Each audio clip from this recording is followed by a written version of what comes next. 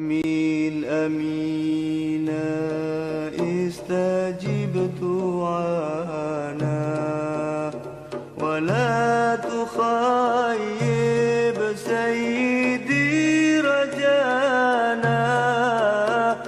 آمين آمين استجب دعانا ولا تخيب سيدي.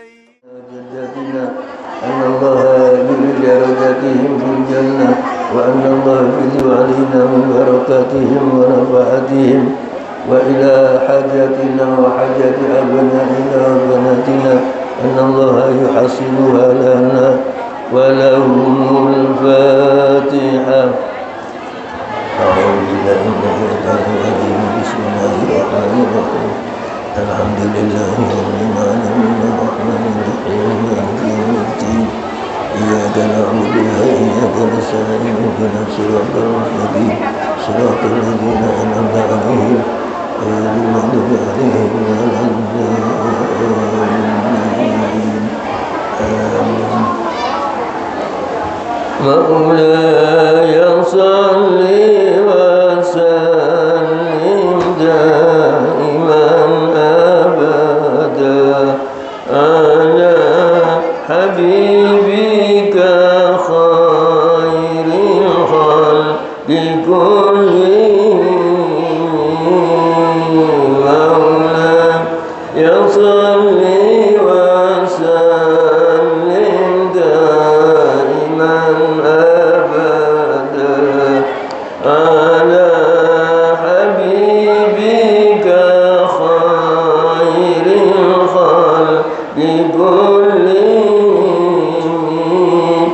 فإن أمارتي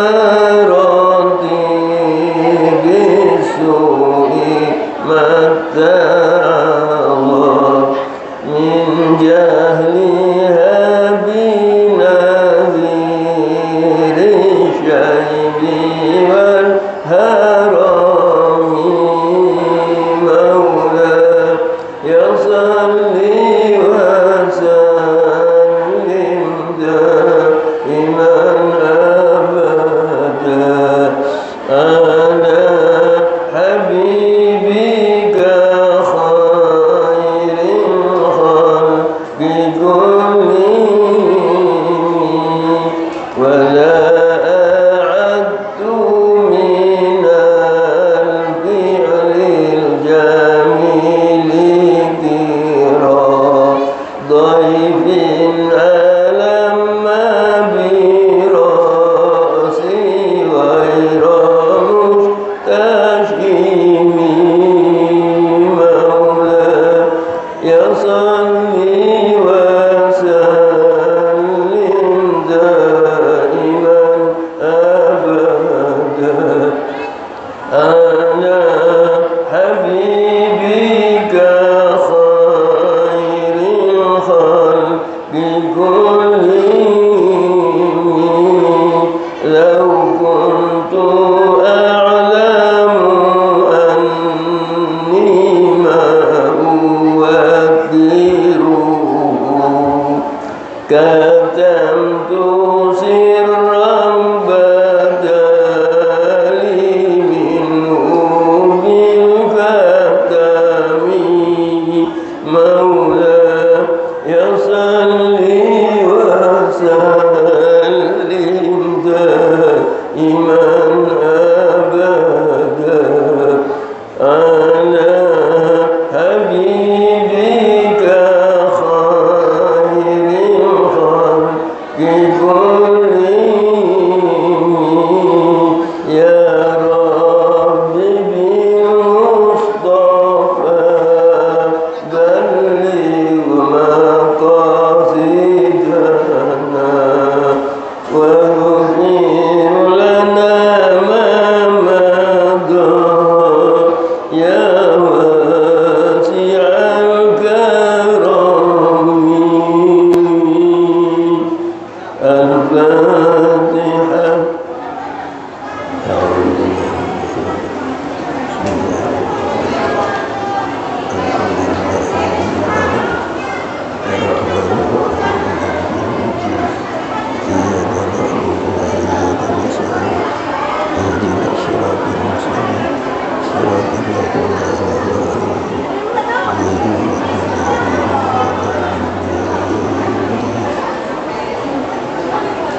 Para jamaah rahimakumullah, alhamdulillah kali menika kita pinaringan saged nerusaken kajian kita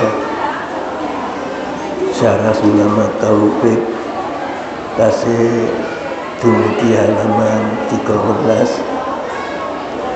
baris kaping 19. Bismillahirrahmanirrahim.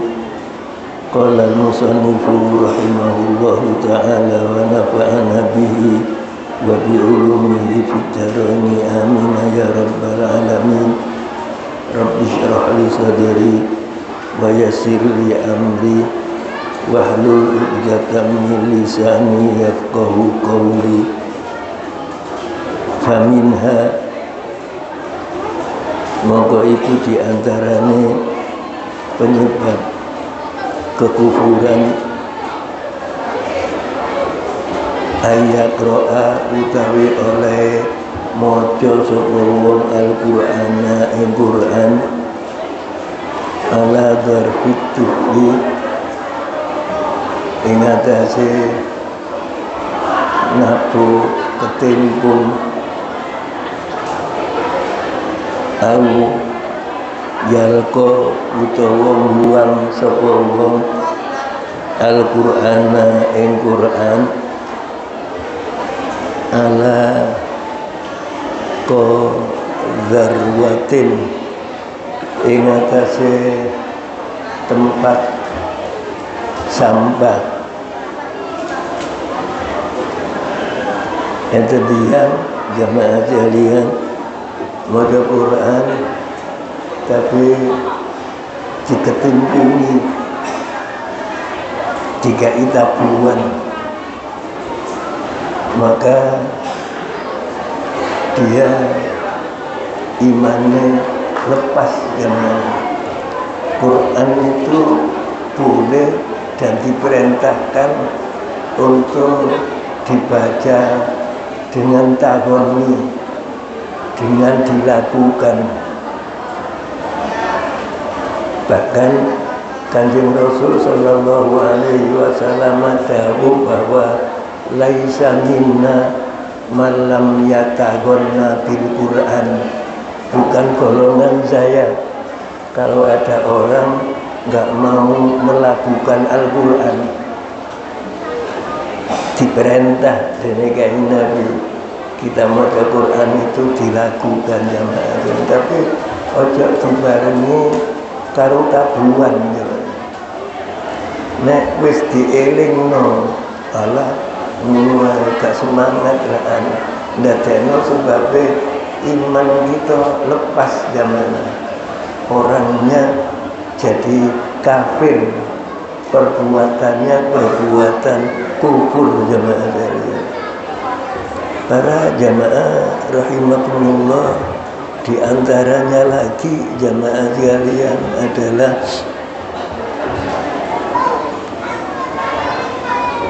aututla alaihi ayatun, aututla utawa dibacakan alaihi ing atase wong apa ayatun ayat minhu saking Quran, kemudian fayu'iduha maka mengulang sebuah wong nang ayat Quran yang dibaca tadi oleh ngulangi mustahzian hale meremehkan geguyu biha nang ayat. Ada orang jamaah sekalian dibacakan Al-Quran, ada Quran dibaca di hadapan seseorang, kemudian orang itu menirukan ayat yang dibaca tadi, tapi tidak dengan niatan yang baik, merendahkan, maka orang itu jadi kafir ya. Perbuatan merendahkan Al-Quran itu adalah kufur ya. au utawa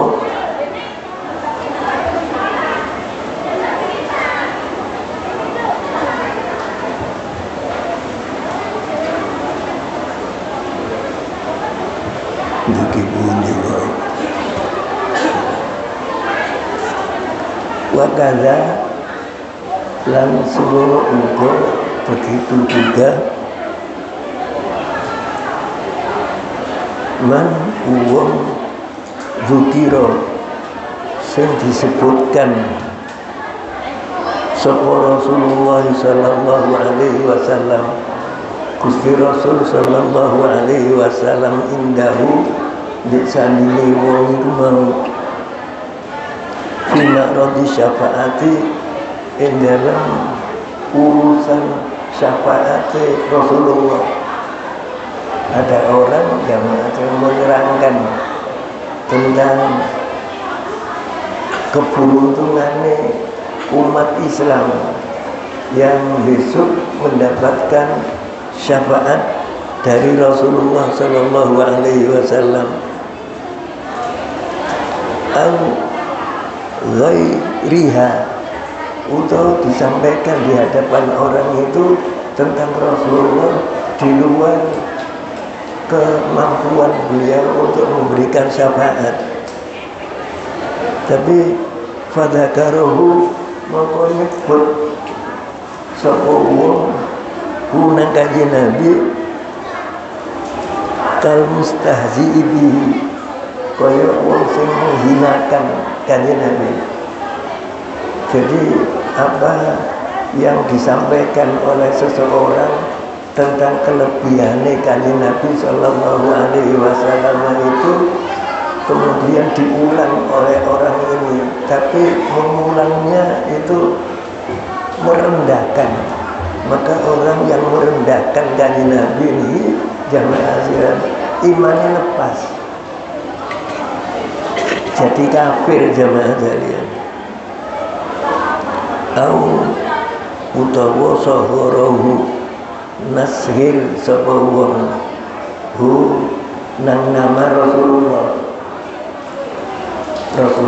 namanya Muhammad. Kemudian ada orang yang menyebut nama Muhammad itu dengan Muhammad.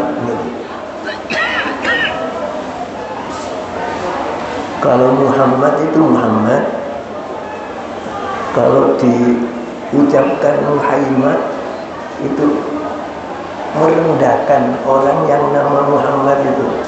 Maka orang yang memanggil kepada Rasulullah dengan Muhammad, dia imannya lepas ini. Buat ini sembarangan jamaah yang kula panjenengan datang Allah, datang kalamullah Al-Qur'anul Karim, lan datang kekasih Allah Kanjeng Rasul sallallahu alaihi wasallam. Tiga ini harus kita junjung tinggi jamaah. Buat yang dihinakan jamaah. Au itakorohu utawa nino sapa wong guna kanjeng Nabi. Kanjeng Nabi dihinakan. Au itakoro kalamahu utawa nino sapa wong merendahkan sapa wong kalamahu nang dawuh-dawuhe kanjeng Nabi. Malah guru kula dawuhi kami para santri itu jamaah sekalian, kalau baca dawuh kanjeng Nabi jenenge hadis, ojo sampai gak duwe wudu. Nah, Quran dipegang tanpa wudu haram, kemudian Quran dibaca nggak punya wudu makruh, maka hadis dibaca itu harus takzim jamaah, punya wudu. Beda jamaah sekalian, orang yang mempelajari kalamul Rasul dengan pakai wudu dan nggak pakai wudu beda jamaah. ketahuannya nanti kalau santri itu sudah pulang ke rumah ya, lari mondok nih nggak selamanya tinggal di pondok ya. Kalau sudah selesai mengkaji beberapa disiplin ilmu ya pamitan kali kiai ya, kiai dipamiti, kemudian kiai memperhitungkan anak ini diizini ya. Tapi kalau anak ini ketika mengkaji hadis Rasulullah Sallallahu Alaihi Wasallam, enten rasa takzim ada dibarengi dengan adab. Iki sing tak waca, sing tak kaji itu kalamu Rasulullah, dawuh Rasulullah, harus takzim kepada Rasulullah Sallallahu Alaihi Wasallam. Maka ilmu itu masuk ke jiwa anak ini, dibarengi oleh Allah dengan ridho. Ilmunya manfaat, ilmunya dibarengi berkah kali Allah Subhanahu wa ta'ala. Para jamaah rahimakumullah, kemudian wa minha, lan iku setengah saking penyebab seseorang jadi kafir, lahu qila lahu, lamono dikatakan kepada seseorang, ta'lamul ghaibah, kamu mengerti barang gaib? Qala jawab tiang niki, na'am, ngerti aku. Kalau orang itu ditanya, kamu ngerti barang gaib? Jawab iya, dengan menunjukkan kesombongannya, maka kafaro, kafir semua ini. Para jamaah rahimakumullah, kula panjenengan ini diparingi kemampuan oleh Allah untuk melihat yang kasat mata jamaah. Untuk melihat yang kasat mata, sesuatu yang bisa dilihat oleh umumnya manusia. Tapi ada orang-orang tertentu jamaah sekalian diberi oleh Allah untuk bisa melihat sesuatu yang enggak kasat mata. Lalu saya ditanya, Pak Yahya, sama ngerti barang gaib? Ngerti aku mondok belasan tahun ya, gak ngerti ya Rasulullah. Kalau saya jawab begitu, maka iman saya lepas jangan. Walaupun toh ada seseorang jamaah yang diberitahu oleh Allah sesuatu yang gak kasat mata, Muzamu priyantun yang paling diparingi semerap dari Allah sesuatu yang gak kasat mata itu adalah Kanjeng Nabi Muhammad SAW. Ketika ada seorang raja yang meninggal, ada di negeri seberang seorang raja yang meninggal. Rasulullah Sallallahu Alaihi Wasallam ngajak para sahabat untuk sholat gaib. Orang nanya-nanya dalam hati, raja itu muslim kan? Kok disolati gaib karo Rasulullah? Rasulullah diparingi pirsa dari Gusti Allah. Kalau raja ini sudah menerima ajakan Rasulullah, ketika ada pesuruh Rasulullah untuk dakwah menyampaikan ajakan Rasulullah, raja ini menerima. Enggak lama raja ini kemudian meninggal. Rasulullah nyolati ghaib. Dulu belum ada alat ini zaman. Samangke enten alat ini kula panjenengan saged semera apa yang terjadi di negara lain ya. Apa yang terjadi di luar hadapan kita ya. Dulu nggak ada ya. Tapi Rasulullah dibangun pirsa itu Allah. Raja Bulan itu sudah menerima ajakan Muhammad.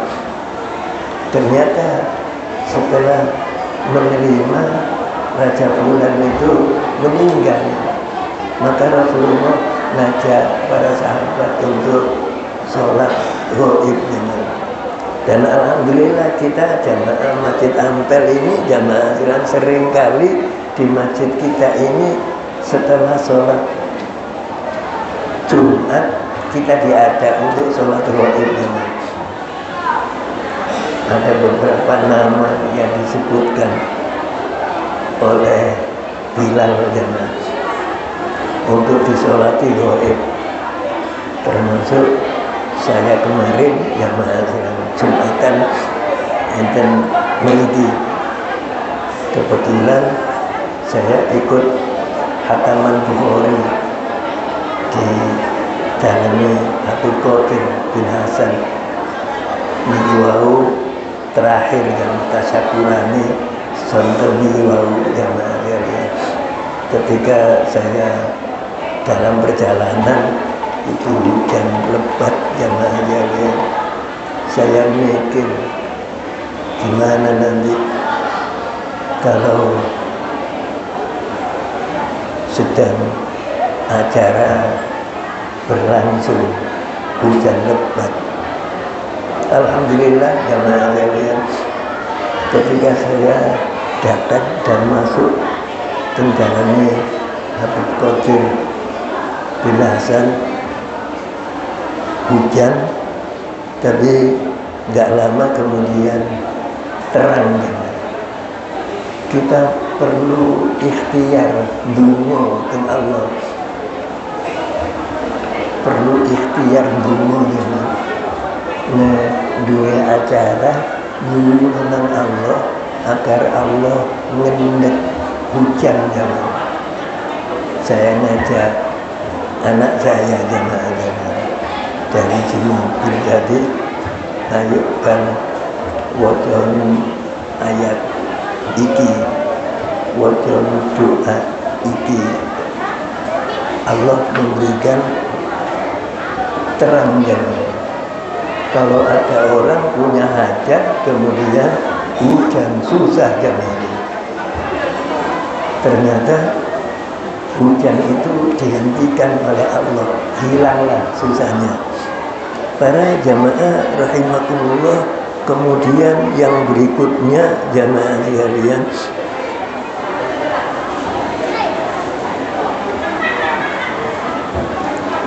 wakala langsung uga kafir laukola lamun ngomong sapa wong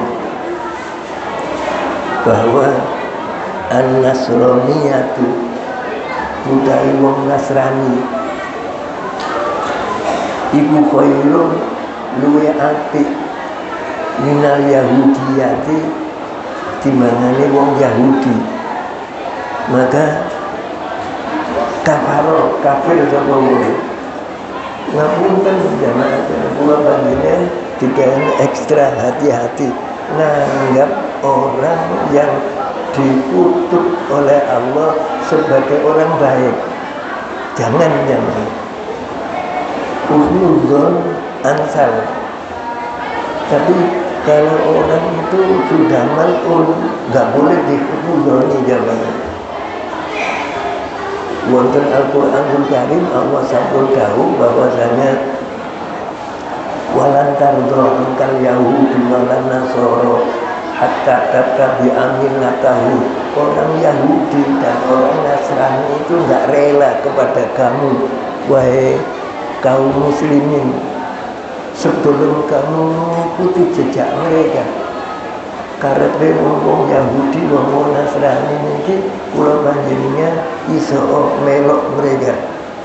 Sehingga kita nggak boleh menganggap bahwasanya salah satu di antara orang Nasrani atau orang Yahudi itu ada yang lebih baik. Kedua-duanya merulur zaman. Sampai sakmenten kedudukan ucapan zaman, kedudukan anggapan wong Nasrani itu luwih apik timbangane wong Yahudi. Maka orang yang mengatakan luwih apik ini imannya lepas zaman. Kenapa? Idla khaira fihima, karena orang-orang bagus blas fihima dek karone wong Yahudi lan wong Nasrani. Wong Yahudi, wong Nasrani iku gak ana apike zaman. Namun kan terkadang kalau nggak hati-hati ada orang Islam punya tetangga Nasrani atau tetangga Yahudi zaman, karena mereka sering bantu kepada orang Muslim. Orang Muslim mengatakan, ya orang Yahudi, bahaya ini zaman. Karena itu kemudian Rasulullah Sallallahu Alaihi Wasallam tahu bahwa kadal fakru ayakuna kufran, hampir saja kefakiran itu jadi kafir ya. Orang diuji fakir ya. Kalau nggak hati-hati, kefakiran itu menyeret dia kepada kekufuran, karena punya anggapan bahwasanya orang Yahudi itu lebih baik daripada yang lain, karena merasa dia sering dibantu orang Yahudi jamaah sekalian. Nabi kutubi ashabi Abi Hanifah lan iku ing dalam pira-pira kitabe pengikuti Imam Abu Hanifah radhiyallahu anhu disebutkan bahwa annahu sak temene kelakuan lau aqosa lamun wahing sapa asultanu penguasa au nahwu utawi sepadane sultan mina jababirati saking kelompoke wong-wong sing duwe kekuasaan. Faqala moko ngomong lahu maring sultan sapa rajulun seseorang ngomongi ngeten yarhamukallah, muga-muga panjenengan diparingi rahmat oleh Allah. Para jamaah, di dalam Islam ini ada tuntunan.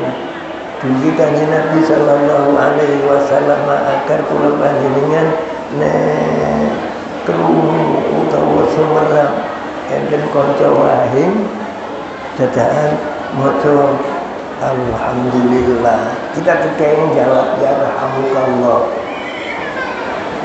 Nek sing wahing jaler kita kekenging jawab yarhamukillah. Nek sing wahing wedok niku perintahnya kanjeng Nabi. Tetapi kemudian kalau ada orang itu dari kalangan sultan jamaah wahing, kemudian membaca ada orang yang membaca yarhamukallah, lalu faqala akharu faqala ngomong sapa akharu wong situ wong liyane ngomong ngeten, la taqulu sultani hadza, kamu jangan ucapkan kepada penguasa ini yarhamukallah. Fa innahu mongko sak temene wong sing ngelarang mengucapkan yarhamukallah iku yakfur kafir sapa wong. Kita digenggen jamaah. Nah, dengan sesama walaupun ekonominya lemah jamaah sekalian. Kok wae maca hamdalah kita digenggen dungakno yarhamukallah. Malah sing didungakno digenggen dungakno balik yahdikumullah wa yuslihu balakum niku jalan surga. Tapi jangan kemudian dialamatkan kepada orang yang bukan muslim jangan. Kalau ada orang non muslim kemudian bersin jangan didoakan yarhamukallah jangan. Enten gone dhewe-dhewe ndongakno niki jamaah sekalian. Para jamaah rahimakumullah, kemudian wa kadza lan semono uga lau tamanna lamun duweni arep-arep tamanna niki arep-arep sing gak mungkin terjadi jamaah. Enten tamanni, enten taroji. Kita diperintah nggak ada arep-arep itu sing saged terjadi jamaah. Niku taroji. Enten tiyang betunya begawe kemudian duwe angen-angen kepingin iso haji jamaah. Maka kepinginane wong sing gedhu nyambut gawe kepingin haji niku jenenge taroji. Tapi nek enten tiyang pemalas jamaah digenggen kerja mboten burung, digenggen wiritan gak gelem kepingin haji niku jenenge tamani jamaah. Gak boleh tamani itu. Duwe kepinginan itu harus diukur dengan keberadaan pribadinya jamaah sekalian. Di sini ada tamanni. Lau tamanna lamun arep-arep sapa wong hilama lam yahil ing halale barang sing gak halal fi zamanin ing dalam sijine waktu kazulmi kaya dene zalim awi zina utawa kaya dene perbuatan zina au qatli nafsi utawa melakukan pembunuhan bighairi hakin dan sing tanpa ono hak au mandek endek zaman. Demikian juga jamaah sekalian enten tiyang duwe angen-angen iso zina itu halal, iso mateni wong itu halal. Zina mateni wong itu sudah ditetapkan oleh Allah sebagai dosa besar yang pelakunya harus dihad jangan. Kalau pelakunya itu berzina harus dirajam. Kalau pelakunya itu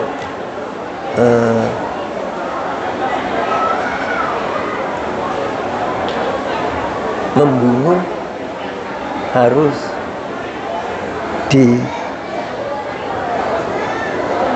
jangan. Hukumannya orang bunuh itu harus dibunuh.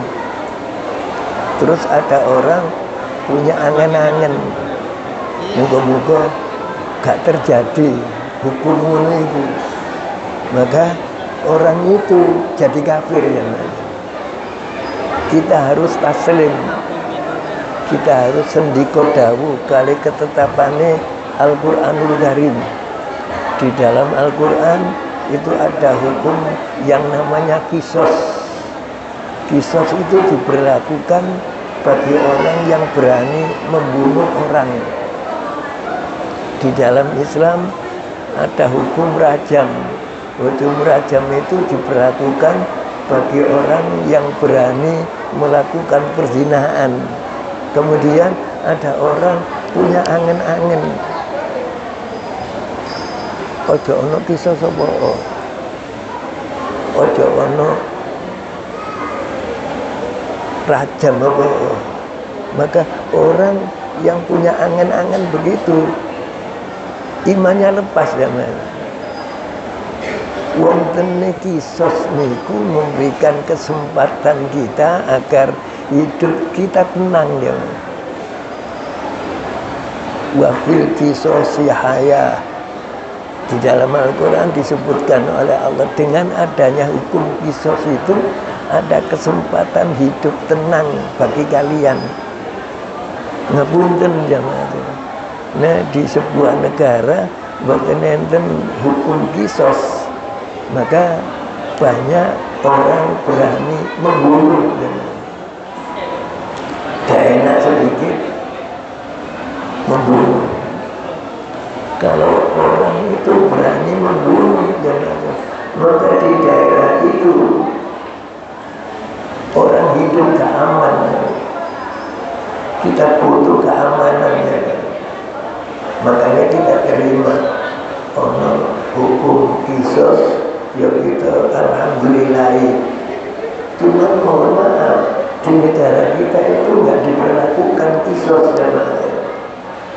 Di negara kita itu kalau ada orang membunuh orang, maka ditangkap, kemudian dilarikan ke warung ya. Dihukum 20 tahun. Hanya begitu jamaah. Di dalam Islam enggak dihukum 20 tahun. Di dalam Islam orang itu harus dibunuh oleh petugas. Petugas itu namanya petugas al-budu. Yang membunuh itu al-budu. Al-budu membunuh itu namanya membunuh bihaqqin. Para jamaah rahimakumullah, kemudian dilanjutkan oleh Imam An-Nawawi Al-Bantani bahwa taman yang begitu itu bihila bima bedo karo barang lau tamanna lamono duwe angen-angen sapa wong hilal khamri ing halale minuman keras awil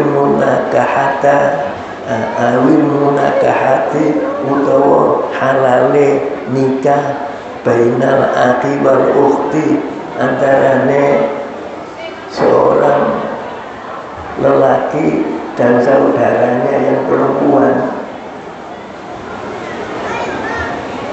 Falayak dulu maka orang kufur zaman dulu jamaah sekalian di zamannya Nabi kita Nabi Adam alaihi salatu wassalam.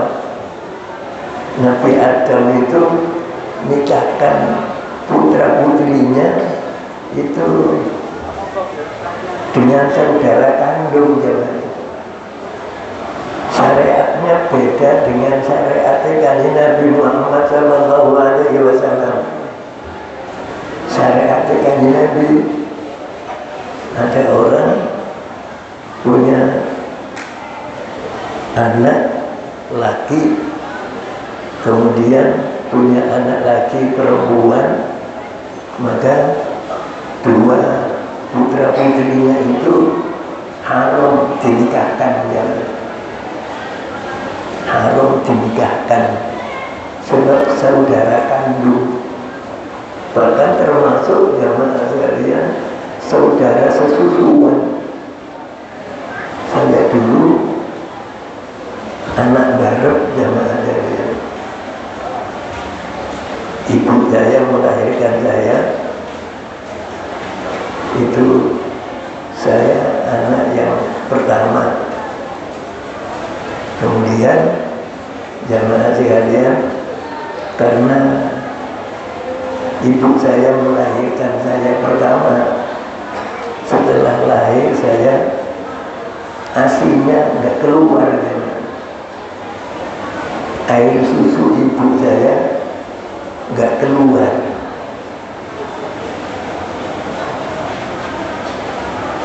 Kemudian dulu nggak ada susu kaleng zaman. Saya ditolong tetangga sebelah zaman. Tetangga sebelah itu nolong banyak yang namanya Yahya ini, digendong, dikasih air susunya ibu tetangga ini zaman. Maka saya ini jadi anaknya ibu yang ngasih air susunya kepada saya zaman. Lalu ketika saya sudah dewasa, ibu ini senang sama saya, tak pakai mantu yang tak oleh anakku, maka nggak boleh ya Mas. Saya dinikahkan sama putrinya ibu yang ketika saya masih kecil dulu dikasih air susunya ibu itu namanya saudara sesusuan, namanya saudara sesusuan. Di zamannya Kanjeng Nabi disyariatkan, Kanjeng Nabi nggak diperbolehkan, tapi di zamannya Nabi Adam harus dinikahkan sama anaknya ibu Hawa zaman. Kalau nggak dinikahkan sama anaknya Adam, mau dinikahkan sama anaknya Kera, nggak mungkin jangan. Manusia itu harus nikah sama sesama manusia ya. Sehingga kalau ada orang punya angan-angan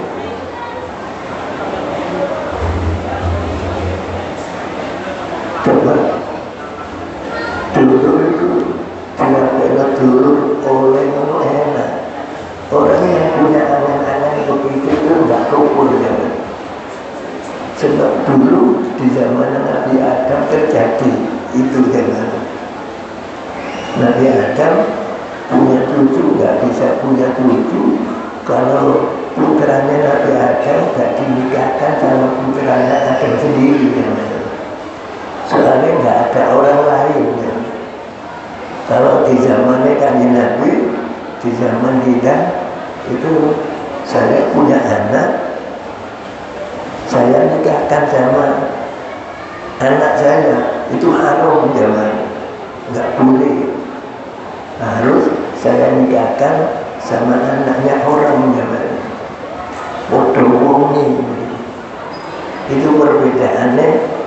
Dua angan-angan itu gak kukur, tapi dua angan-angan kebangsaan ini gak ada hukum kisah semua kukur begini zaman. Kita harus sendiko dawu kalau ketetapan Allah di dalam Al-Quranul Karim.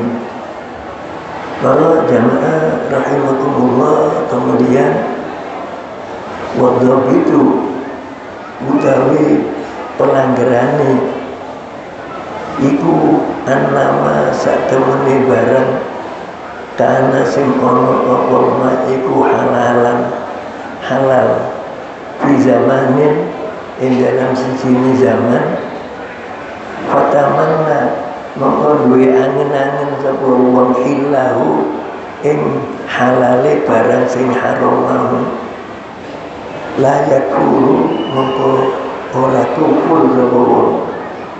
Sebab zamannya beda. Zamannya Nabi Adam biyen menikahkan putranya dengan anaknya Nabi Adam dhewe mboten napa-napa. Tapi zamannya kan Nabi tidak boleh zaman kalian. Kemudian wasahihu utawi sing sahih untuk zamannya kan Nabi iku annahu satemene nikahno anak nang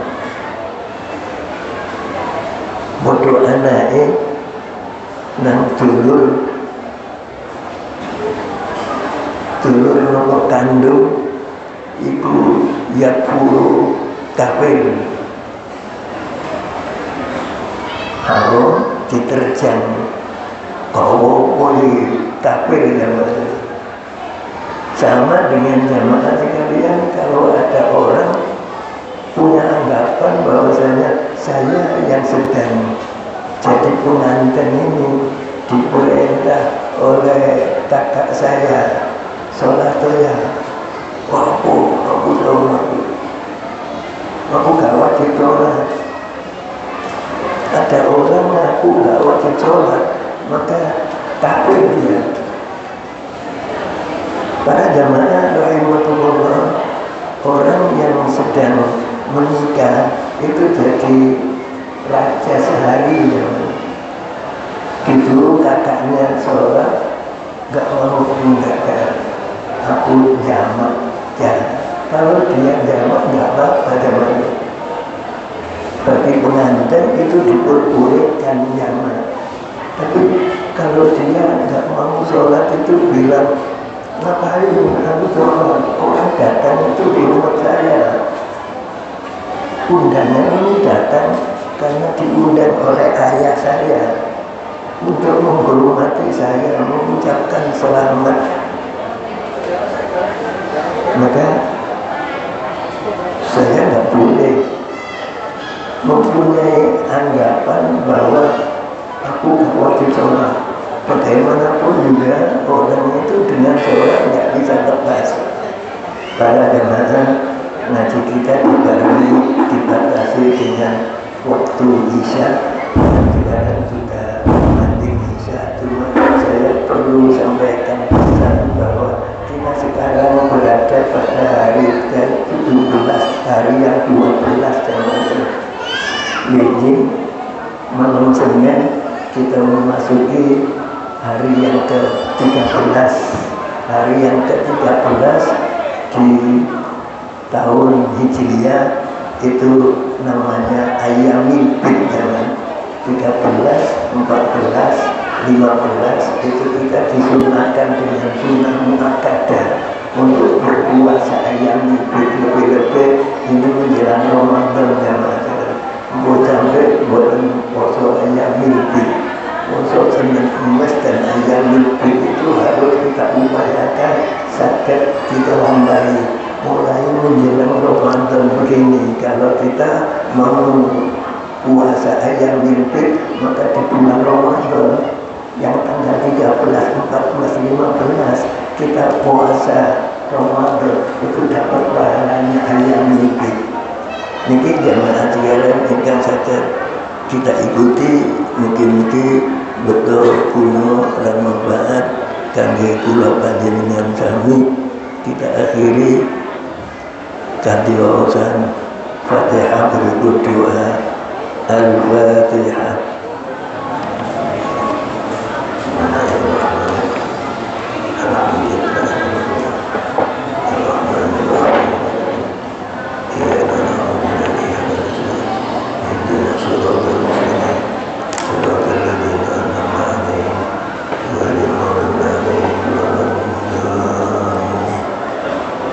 Allahumma salli wa sallim ala sayyidina Muhammad